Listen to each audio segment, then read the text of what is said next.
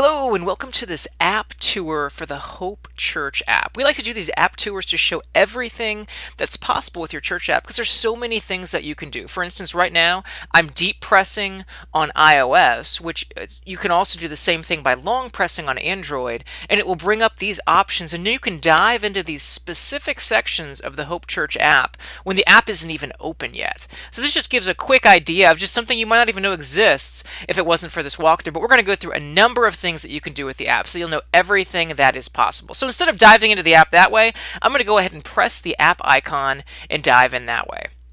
So when you open the app, for the first time if you're on iOS, you'll have a pop-up come up asking you if you want to allow notifications. We highly advise you accept notifications. We know on iOS you're probably getting these messages all the time, and it's probably about apps you don't even really care about. But in this case, this is a way that Hope Church can communicate with you, and it should be the number one way for them to communicate with you. So it would be great for you to accept those. And then when you open the app, probably the very first thing you should do after that is, or even on Android, in the top right corner, you see a paper airplane. I'm going to go ahead and press that, and when I press it, you can see it takes me to where I can enable different types of notifications. So you can see kind of right above the middle of the screen is an allow notifications option, and it's toggled on because I have allowed notifications. Now if it's toggled off, you can see behind that pop-up that all of the stuff at the bottom disappeared. So if there's nothing down there, that's because you have it toggled off. I'm going to go ahead and cancel, and it'll go back to enabled. But you can see if you have notifications turned on, you have a lot more options than just having notifications. So by allowing notifications,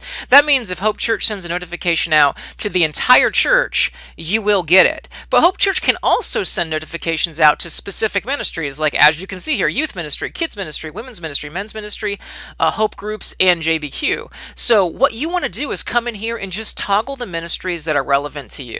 So I'm going to want kids ministry because I have a kid. I'm going to want men's ministry, and I'm going to do hope groups, and that is what is relevant to me. So now if Hope Church sends a notification out to the youth, I will not get that notification because it's not relevant to me. But if Hope Church sends a notification out to anybody that wants notifications about kids ministry, I will get that notification. So this lets Hope Church be able to not only send notifications out to the church, say once a week, but they could send a notification out to each of these ministries once a week, sending out, 7 notifications a week, but it's not like everyone's going to be barraged with notifications unless they opted in to get those notifications. This gives a great tool for you to get notifications for things that are relevant to you, but also for Hope Church to be able to send out notifications about things that need to go out to the people that want to get those notifications. So with that done, I'm going to go ahead and press the back button in the top left corner and head back to the home section of the app. So you can see here you have a list of different areas that you can go to. Many of these areas are also things that you can access from the tab bar at the bottom of the screen.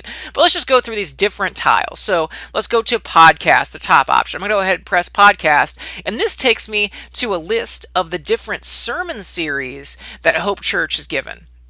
So you can see the newest series is Wicked, followed by No Longer Slaves, Stories with Luke, Modern Family. These are all series. So I'm going to go ahead and press No Longer Slaves, and you can see this takes me into all of the No Longer Slaves sermons. So now I can listen through an entire series day by day, but this gives me an easy way that I can access that. Now let's go into, let's say No Longer Slaves Part 4. You can see here you have the ability to listen to the audio, or you can even download the audio. So I like to listen to sermons while I go running. And that means I'm not going to be on Wi-Fi because I'm running and I actually run outside. So it makes sense for while I'm on Wi-Fi, I'm going to want to download that sermon. And then when I'm out running, I can listen to it, but it's already downloaded, so I'm not using up data. So if you want to do that, the button to the right of the listen to audio button will start the download just like this. And then you can see, boom, it downloads very fast. And now the sermon is downloaded. So when I click to listen to audio, it's going to almost immediately start playing because the audio is downloaded. And if for some reason I need to come back and start at, say, 10 minutes, on the bar right below the numbers that are iterating, I can drag my finger to wherever I want to be, and it will just scrub to that point, and I can start listening there. Another cool feature is that you can see at the bottom of the screen, we're in the podcast section now because we press podcast. If I go back to home, you can see that at the bottom of the screen, there's still that little animation indicating that audio is playing. An issue that can happen with many apps is that you'll have audio playing, you'll navigate away from that audio, and then you can't figure out how to get back to the audio. So this gives you a way to easily get back. You just press that the animation at the bottom, and it will take you right back to the audio that's playing, and You can pause it, scrub, do whatever you want, but it gives you a really easy way to get back. All right, so that walks through how audio works. I'm going to go ahead and press the back button. And here, once again, are the details for the audio. In the top right corner of the screen, you can see a share button. So let's say this sermon on Sunday meant a lot to me and I want to share it with someone, or I just listened to it and meant a lot to me and I want to share it either with someone or online. If I press that button, it'll bring up the different ways that I can share this sermon. So you can see I can send a text, I can email the sermon, but I can also share it on social media, on Twitter, on Facebook. So I'm just going to go ahead and press the Facebook button. You'll see it'll bring up a screen where it'll start making, well, it wants me to log into Facebook, but if I had been logged into Facebook, it would bring up a screen where I could actually share that sermon directly on Facebook if I was logged in. And in most cases, probably most of you are logged into Facebook, Twitter, whatever accounts you have down there. So it makes it really easy for you to be able to share sermons with however you want, whether personally through text or email or more widely on social media. So I'm going to go ahead and press back again. And remember, we downloaded that sermon. So let's say you've downloaded 20 sermons, within, let's say, halfway through a year, you've downloaded 20 sermons on your phone. It'd be annoying if you had to navigate in. So if I want to delete that sermon, I would have to navigate into that sermon and press that X button now to the right of the listen to audio button. But if I want to go in and easily find which sermons are downloaded, when I'm looking at the list of sermon series, in the top right corner of the screen is that folder. This will take me to my downloaded sermons, and they will also be divided by sermon series. But you can see in the navigation bar at the top to the right, there's a trash can, and that will let me delete all of my downloaded sermons. So that makes it really easy for me to clear up all the memory on my phone that is being taken up by sermons if I want to do so. So that walks through everything you can do with podcasts. Let's go back to the home section of the app by pressing the left tab at the bottom of the screen for home. And here we are back at the home section. So giving, this will just take you to the different ways that you can give at Hope Church. And you can see when I pressed giving, the tab in the bottom right corner of the screen highlighted too, because it took me to the give section. But you can give in person, you can text to give, which if I press that box to the left of text to give, that will open up whatever texting client is on your phone, iMessage if you're on iOS, or whatever texting client you have as your default on Android, and it will put that number in for you, and all you have to do is text the word give, or the amount to that number. And the bottom option is online giving, and that will take you to the online page for giving to Hope Church. So I'm going to go back to the home tab in the bottom left corner once again, and next up is small groups. I'm going to press the small groups option there. And this is awesome. So you can see right now, all of the small groups are actually in the same location because they take place within Hope Church. But if there were small groups that were somewhere else around the city, you would have pins all over the city indicating where those small groups are, making it really easy for you to be able to choose a small group either by location, by name from the bottom of the screen, or even by day, because you can see below the names of the small groups are the days and times that the small groups take place on. So with that, you can scroll through the small groups, then you can choose which small group is relevant to you. For instance, let's say I want to do Crash the Chatterbox. I can click Crash the Chatterbox. You can see it scrolls it to the top of the screen, and then it brings in options right below the map. And from here, I can either call the leader of that group, I can email the leader of that group. So this is to contact the leader of that group, or I can even sign up for that group. So I'm going to go ahead and press sign up.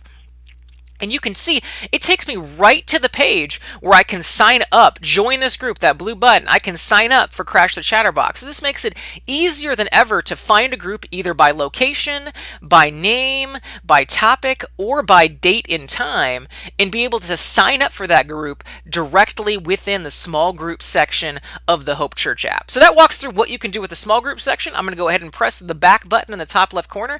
And here we are back at the home section. So next up is event registration. And what this is going to do is it's just going to take us to a list of all of the events going on at Hope Church. So depending on what events are on the calendar coming up, you can see them all listed right here. So right now we have 3 events, and this gives you the ability to register for those events, get more info about the events, or just kind of browse through what events are available. I'm going to go ahead and press the back button once again in the top left corner, and here we are at the home section. Next up is sermon notes. So I'm going to press that sermon notes option, and this is going going to take me to the current sermon notes. So right now it's Wednesday, so what we're looking at is last Sunday's sermon notes, but come Friday or Saturday, you will start seeing the following Sunday sermon notes. So when you come to service on Sunday morning, you'll be able to access the sermon outline within the Hope Church app. And the neat thing about this is not only do you have nice looking sermon notes, which have a banner and have the title and have obviously the outline down here, but you also have buttons you can click to get access to the Connect card. You can give from within the sermon notes, and you can see at the top of the screen it says touch any section to take a note. So this also gives you the ability to take personal notes on the sermon notes. So I'm going to go ahead and press how do we keep our life in the church in order? And I'll just type a note. Obviously, here you would want to type a personal note about what the pastor was talking about, but I'm just going to type note as an example. Press add, and you can see to the left of how do we keep our life in the church in order, you can see I took a note there. There's a symbol there. So as I scroll, if you look at the left-hand side of the screen, it's really obvious where my note is because there's a symbol to the left of where my note is. And if I scroll down here to the Revelation 2:20 through 21, I can touch there and say Revelation passage is great English there. I'm going to press add, and you can see to the left of that there's a personal note. So it allows you to take notes on different sections of the sermon, and you can see where you took those notes. So if I go back up to that top section, touch how do we keep our life, you can see there's my note. So it keeps track of where your notes are throughout the sermon. And then once the message is done, you've gotten all the way to the bottom, you can see at the bottom of the sermon notes is an email sermon option. If I go ahead and press that, you're going to see it brings up an email with the notes in them, and there's the how do we keep our life in the church in order, and there's my personal note right below it. And then if we scroll down to the Revelation passage, there's my personal note right there. So then I can email these notes to myself, and now I have a digital copy of my note of the outline with my notes in line where I took them. And we hear awesome stories about how people will do this, and then they will set up a folder on, say, Gmail or wherever they email it to, and then the notes just automatically go into that folder, and they have the digital copy of the notes there saved for all time. So now they don't have to worry about trying to write their personal notes within the margin and running out of room, or issues with losing the paper copy of their notes where they took their notes. No, now it's really easy to be able to take all of the notes you want and not worry about losing them as long as you remember to email your notes at the end. Make sure to remember to email your notes. And then you can see in the bottom right corner of the screen as I'm scrolling, there's a magnifying glass. If you don't like the default size of the font, you can press the plus magnifying glass to make it bigger, or you can press the minus magnifying glass to make it smaller, and then the app will remember what your settings are and always keep the notes font size where you want it. So that walks through the power of sermon notes. This is one of our favorite things about the app. Let's go back to the home section. All right, next up is the prayer wall. So I'm going to go ahead and press the prayer wall tile there.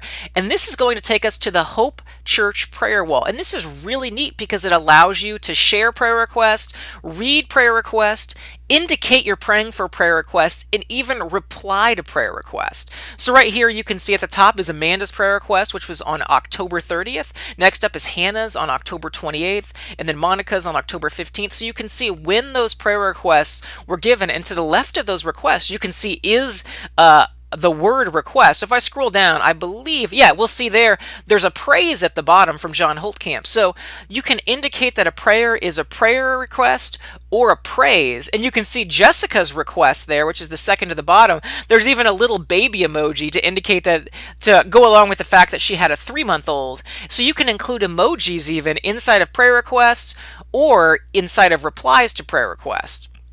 So in that bottom praise, this is a great one to go by. So we'll just kind of go through the different symbols here. So you see a 7, a colon, and a heart. That means that 7 people are praying. If I go back here to the top, you can see at the top it says heart indicates praying, the speech bubble indicates replied, and the exclamation mark indicates flagged. So we have a 7 colon heart. That means 7 people have indicated that they are praying for that prayer request, or praising God in this case, because it's a praise, praising God for that prayer request. So 7 people have clicked that, and you can't just sit here and, well, you can just sit here and keep clicking it. So I'm going to go ahead and click it because it's a praise, and I'm going to click it, and you can see it iterated up to 8. That means anybody now that opens the app, it's going to say 8, and the heart is now red, so it indicates to me that I have said I'm praying for it.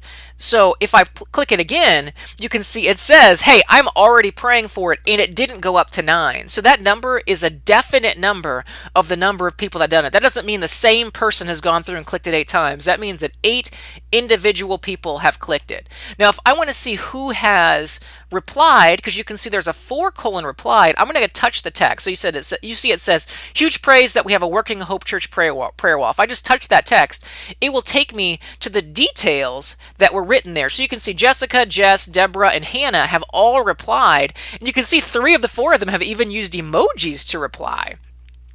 So here you can see what the 4 different replies are to that.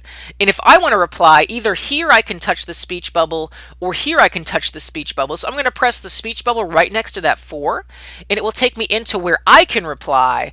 So I'm going to reply as Jeremy.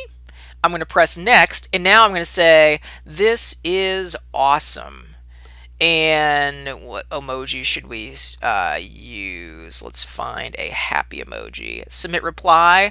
And you can see at the bottom of the list on October 31st, which is today, Jeremy says this is awesome. Now at the top of the screen, you can see there's a 5 next to the speech bubble, and the speech bubble is red, which indicates that I have said that means I have replied. You can see I have prayed, and as I scroll through then, it becomes very obvious on which prayer requests I've actually interacted with.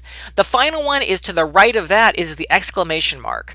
This is how you warn or flag a prayer request. Now we hope it never is the case that you need to flag a prayer request, but if someone manages to get into the prayer wall and they end up posting something inappropriate, maybe someone even accidentally replies and their iPhone corrects a word they wrote to a swear word, they didn't realize it, and here's a swear word sitting on your prayer wall accidentally. Well, what you can do is you can go in and flag that prayer request by pressing that button, and if a number of people flag the prayer request will just automatically be deleted and take care of itself. And the goal here is that, so staff from Hope Church doesn't have to come in and manage the prayer wall, but the prayer wall sort of manages itself. So if you see anything that you don't like or is inappropriate, just flag it, and once enough people flag it, it will just automatically delete itself. Or if it is something that you feel that staff needs to be contacted about, you can contact staff and it can be manually deleted. But the hope is that it can all kind of take care of itself. So we've walked through what you can do with other people's prayer requests. What if you have a prayer request? So in the top right corner of the screen, you can see a pencil. I'm going to go ahead and press that, and this takes me to where I can post my own prayer request. So I can, first of all, choose, remember we said you can choose praise report or prayer request. So let's do a praise report. And you can see at the top of the screen, it went from prayer type to personal information. So if I go ahead and press prayer type, it will take me back to the first step again. So you can jump to any step along the way of making your own prayer request. So let's go ahead and do Jeremy once again. I'm going to press next, and now it takes me into prayer details. And I'm going to say, I love this prayer wall. I am not going to leave this prayer request up for all time, but I just wanted to make a prayer request where you can see what the process looks like. I'm going to say submit prayer request, and there we have on October 31st is the newest prayer request, which is I love this prayer wall, and you can see there's no colon, a number next to the heart, and no colon next to the replies because I just made the prayer request. Nobody has even had a chance to reply or do anything with the prayer request. But this shows you the power of the prayer wall. And if you ever want to refresh the prayer wall because you have the app open, you can just pull down like this and it will reload the prayer wall just to see if there's any replies or pull in any new prayer requests. So if you were sitting here with your phone open on the prayer wall, Jeremy posts this, you would have to pull down to refresh, or once the app restarts or the app reloads in 2 hours, then the new prayer request will be loaded in. So that walks through the power of the prayer wall. I'm going to go ahead and press the back button in the top left corner once again, and we'll scroll down, and the last section on the home section is connect. So I'm going to press the connect button, and this takes me into all the different ways that I connect with Hope Church. So you can see the top is like us on Facebook. If you have the Facebook app installed on your device, this will actually take you right to the Hope Church page on Facebook. If not, it will just take you to it within a browser. You have the ability to access the website for Hope Church, call, email, and get directions to Hope Church. This just gives you a number of different ways that you can connect, as you would expect from a connect section. So that walked through everything possible in the home section section of the app, the last thing you can see at the bottom of the screens and the tabs that we haven't talked about is the calendar. So let's go ahead and select that. And what the calendar does is it gives you access to a lot more than just the event. So the event registration section within the home section, the event registration, which you can see right in the middle, that just takes you to only the events you can register for. The calendar shows you everything that's coming up. And you can see that every single event has the ability to add to calendar and the ability to get more information. So if there's more information, when you press that information button, it will list that additional information. And if there's other actions you can take, it will let you take those actions like registering. So let's see, for Wow Breakfast, you can see it says there are no additional details for this event. So in many cases, that may be the case where just having a title is plenty. You can see the time frame is listed for the event and the add to calendar button. You may be wondering, I'm looking at the calendar right now. Why is there an add to calendar button? And that's because you're looking at Hope Church's calendar. The add to calendar button will add the event to your personal calendar.